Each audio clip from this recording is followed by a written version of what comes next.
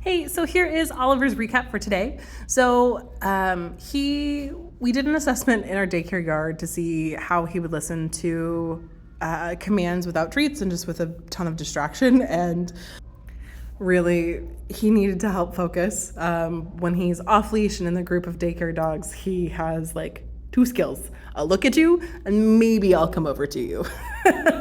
So, Ashley here is one of our newer trainers. She's one of our managers, but she's also becoming a trainer. So she is doing some skills assessment with Oliver as we're doing this. But I'm with you throughout this whole process, but also I'm doing most of the training as well. But I wanted to film, where he listen to one person versus another, and also working on that margin of error. So right here, we're talking about play disengagement. So play disengagement is about getting him to play and then having a pause, and then he can go back to play. So think of it like, truly, he's in the middle of being a crazy dog and you're like, Oliver, and he's supposed to stop and check in like, yes, mom, what are we doing? And if you're like, okay, good, we're good. And then he can go back to that woohoo and doing zoomies around the house. Or doing tug on a rope or things along those lines. It's one of the best ways to teach them how to shift out of different drives, and also helps with reinforcement of kneeing, sitting, and leave it as well. So here I'm demonstrating with Ash, talking about the differences of what we're looking for and how to help with timing, truthfully. But you can see Oliver, who is like, this is the best. I get to play and I get to do the things. He's such a sweet dog. Like, you just see him so happy. We also worked on place command, and that's where we wanted the mechanics of, can I do a sit or a down with place? I teach it off of a cot to start. So think of it like dog island. I'm on a dog island, I'm gonna pause here, and then I get to release on a specific command. So right now you're seeing total play disengagement. This is how we're working on timing of him really disengaging from an object when he's being a crazy dog.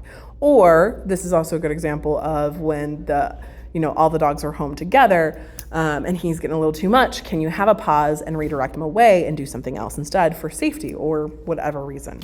But we worked on place. You can see that was in just a little bit of how to get him to focus.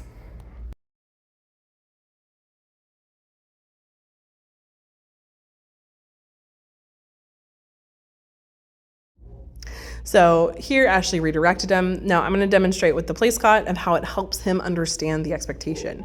Really, dogs learn three-dimensionally, so we wanted to make this solidified, where he understands I am on a very specific target and I can't come off of this target. We can eventually get him into the ground, to chairs, benches, it doesn't matter. And you can see he's right next to the place cot in a place. But the idea is that wherever you put his body, he needs to understand this is where I'm at. By teaching it off of place or teaching it off of a cot helps him see it in a different capacity, like it's a different perspective. Helps him learn it in a new format. So that's what we're talking about and what you can see. Apologies on the background noise. That's one of our pitties who absolutely loves the pool yard, and every time she gets to go from her room to the pool yard, she screams like that, so apologies.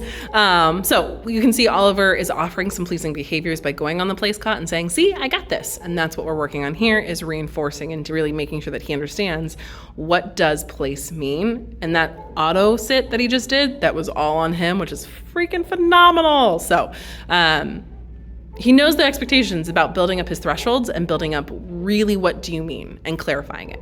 Now, this clip is, we were talking about belt leash. So this is great for teenager dogs. So putting him on a slip lead, attaching him to, he's attached to my training belt. It could be a carabiner. It doesn't really matter how he's attached, but walking around and getting him to focus. Now, I did want to film something fun for you. He cannot catch at all. So you can grab a couple treats, his kibble, you can do some Cheerios, they're low calorie, get him in a sit, and you're gonna toss your hand up and down like 2 or 3 times, and you can count 1, 2, 3, and then let it go on the third one. He'll learn the 1, 2, 3. He'll also, you can kind of see him start anticipating with his head bobble to catch treats. This is the best way to teach him how to catch things. I can't wait. But we had a good day. Let me know if you have any questions.